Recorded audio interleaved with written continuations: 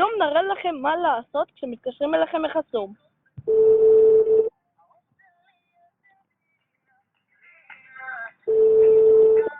דבר ראשון, אף פעם לא לענות. אם במקרה עניתם, נא לא להגיד את מקום מגוריכם או את שמכם הפרטי. שלום, קוראים לי איתי פלד, ואני גר בזה.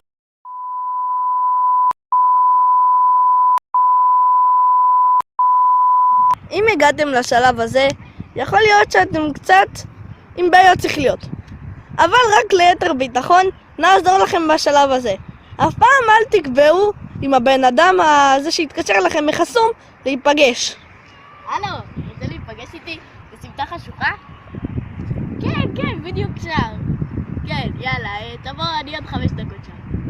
ואם אתם במקרה קובעים איתו פגישה, אף פעם אל תלכו לשם לבד. ברור שאני אבוא לבד. מה, אני טיפש? אוי, איזה מקום יפה ולא מפחיד זה?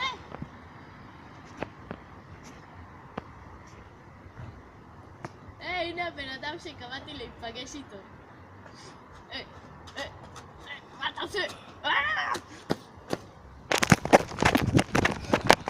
ובגלל זה לא מדברים עם אנשים זרים ממספר חסוי בטלפון. הלו?